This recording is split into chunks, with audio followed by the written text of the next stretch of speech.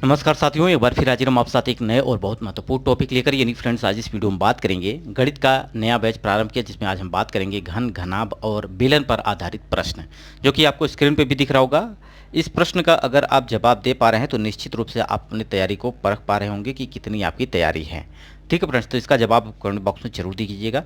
आज हम इस वीडियो में बात करेंगे घन पर आधारित प्रश्न, घनाभ पर आधारित प्रश्न और बेलन पर आधारित प्रश्न। जैसे कि अगर हम पिछली वीडियो में आपको बताए थे कि घन का एक आयतन क्या होता है, इसका वक्र पृष्ठ क्षेत्रफल क्या होता है, वहीं घनाभ के बारे में बात किया था, वहीं बेलन के बारे में बात किया था, पूरे डिटेल के साथ फार्मूले हमने प्रोवाइड कराए थे।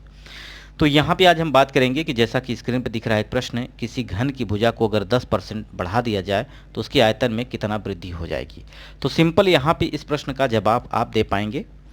सबसे पहले अगर हम बात करें घन की, तो घन एक 3D डायमेंशन का एक ऑब्जेक्ट होता है, यानी तीन भुजाओं पर आधारित। यानी अगर इसकी बात की जाए घन की, तो उसमें लंबाई, चौड़ाई, ऊंचाई तीनों होती हैं, बशर्ते तीनों की लंबाई आपस में क्या होती है, बराबर होती है।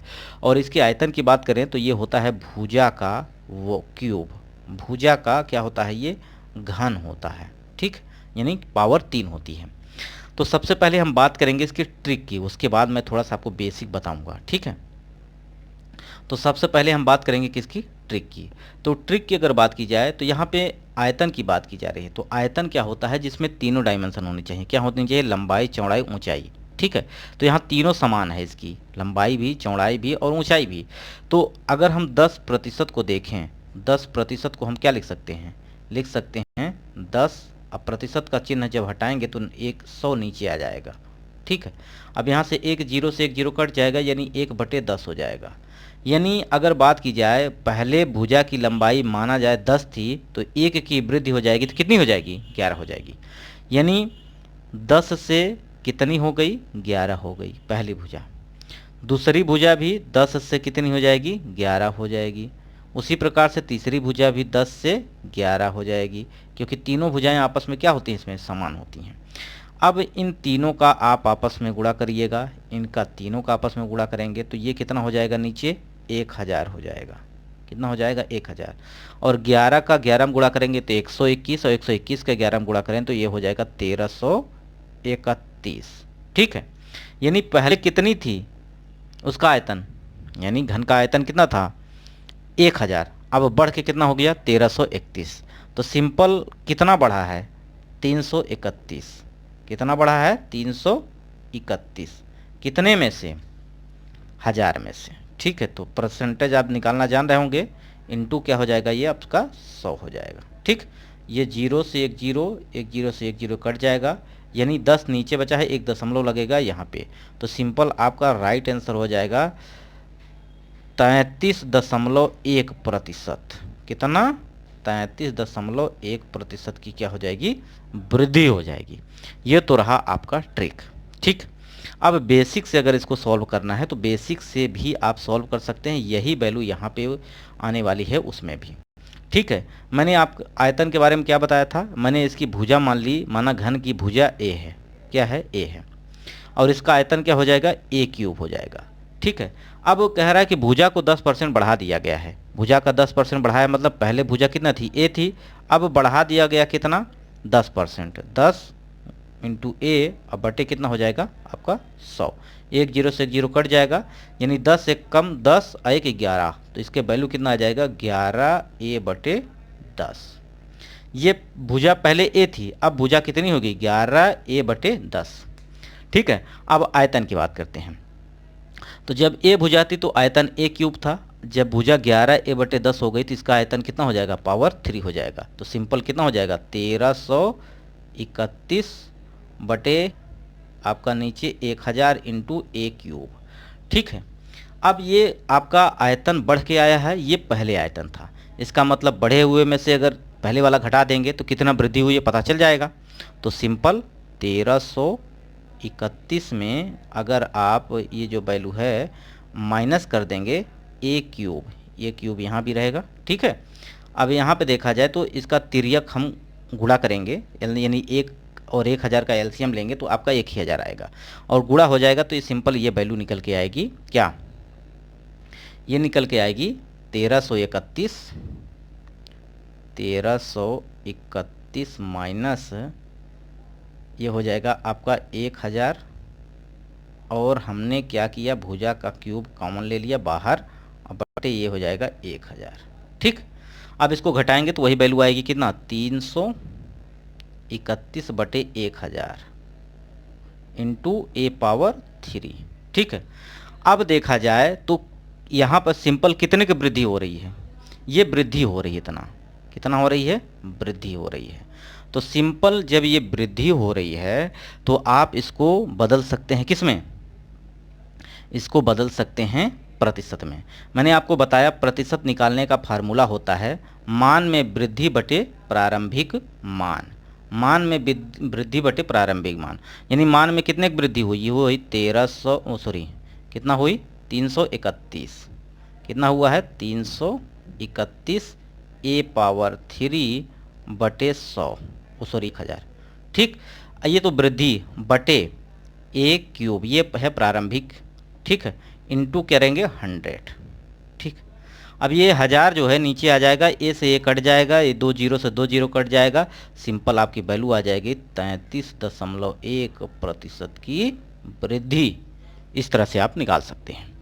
ठीक है फ्रेंड्स, अब आगे जो प्रश्न है इसको आपको सॉल्व करना है। यदि किसी बेलन की त्रिज्या एवं ऊंचाई में से प्रत्येक को 10% बढ़ा दिया जाए तो उसके आयतन में कितने प्रतिशत की वृद्धि होगी। अब इस प्रश्न में कह रहा है कि बेलन की त्रिज्या को भी बढ़ाया जाता है और उसके ऊंचाई को। तो बेलन का आयतन जो फार्मूला होता है वो होता है आपका पाई r स्क्वायर h। ठीक है, ये होता है आयतन बराबर यानी b बराबर आयतन। अब यहाँ पे भुजा को 2 बार, यानी त्रिज्या है जो 2 बार, क्योंकि स्क्वायर है तो 2 बार किया जाएगा, और h जो है 1 बार तो 1 ही बार आएगा।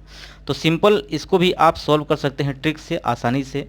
यानी 10% को आप क्या लिखेंगे, ये लिखेंगे 1/10। ठीक है, 1/10, 10 से 1 की वृद्धि 11, यानी त्रिज्या को अगर बढ़ाएंगे तो 2 बार, 10 से 11, 10 से 11, ये तो त्रिज्या बढ़ गई। ऊंचाई अगर बढ़ रही है कितना, 10 से 11, क्योंकि इसमें कहा गया है कि प्रत्येक, यानी दोनों क्या ऊंचाई, त्रिज्या और ऊंचाई दोनों 10% हैं। तो यहाँ से भी सॉल्व करेंगे तो ये वैल्यू कितना आ जाएगा, इसका गुणा करेंगे तो कितना आ जाएगा 1000, इधर का गुणा करेंगे क्या आ जाएगा 1331। ठीक है, कितने की वृद्धि हो गई, 1000 से 1331 हो गया, यानी 331 का, अब बटे कितना हो जाएगा 1000 इंटू 100, परसेंटेज में बदल दिया, 0 से 0 कट जाएगा, यहाँ भी आपका वैल्यू आ जाएगी 300, यानी 33.1% की वृद्धि हो जाएगी। इसका राइट आंसर हो जाएगा। ठीक है, तो इस तरह से सारे सवालों का जवाब आप दे पाएंगे। अब प्रश्न कर रहा है ये घनाभ की लंबाई और चौड़ाई को बढ़ा दिया गया है तब उसके आयतन में कितने प्रतिशत की वृद्धि होगी। यानी लंबाई और चौड़ाई को बढ़ाया गया, ऊंचाई को बात नहीं की गई, यानी 2 पर ही बात की गई है।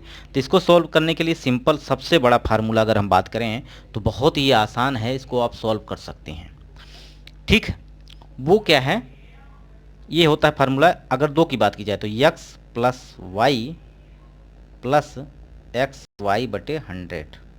ठीक, ये फार्मूला लगा दीजिएगा। तो 10% प्लस 20% प्लस यहाँ पे 10 गुणित 20 बटे 100, ये 0 से 0 कट जाएगा, ये हो जाएगा 20 10 30 और 2 32, यानी 32% की वृद्धि। राइट आंसर बहुत ही सिंपल, बहुत आसान से आप निकाल सकते हैं।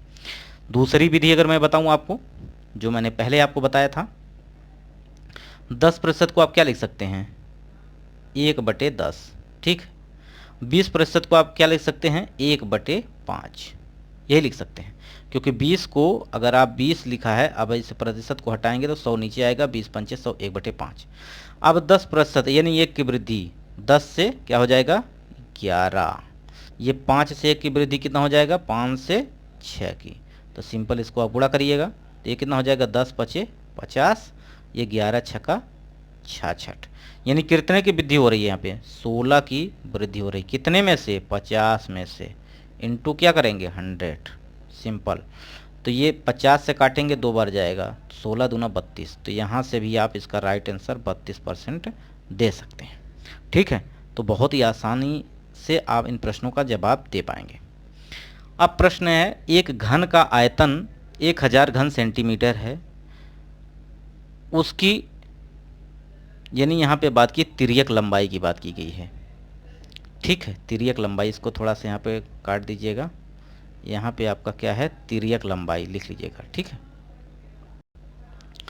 तो सबसे पहले अगर हम बात करें 1000 घन सेंटीमीटर है, तो यानी आयतन की बात की गई, तो a⁻³ बराबर कितना हो जाएगा, 1000। यही होता है जो कि मैंने आपको बताया था कि a⁻³ यानी अगर घन की बढ़ा दिया गया है तो सिंपल इसका राइट आंसर आप इस तरह से निकाल सकते हैं। अब यहाँ से a निकालेंगे तो इसका घनमूल लेना पड़ेगा। घनमूल का मतलब 3 3 का जोड़ा, जैसे कि 10 × 10 × 10 लिख सकते हैं। तो इसमें 3 में जोड़े में से एक जोड़ा निकाल लेंगे तो a बराबर कितना हो जाएगा, ये आपका 10। ठीक है, मैंने आपको बताया था कि तिर्यक लंबाई का फार्मूला जो होता है वो √3a होता है। a का मतलब भुजा, तो सिंपल आपको अंडर रूट के साथ रखना है, √10। ठीक है, तो इस तरह से आप कह सकते हैं 10√3, यानी इसको कह सकते हैं 10√3। ये आपका राइट आंसर हो जाएगा। तो फ्रेंड्स, ये वीडियो आपको कैसा लगा कमेंट बॉक्स में जरूर बताइएगा। वीडियो यहीं समाप्त करते हैं। नमस्कार।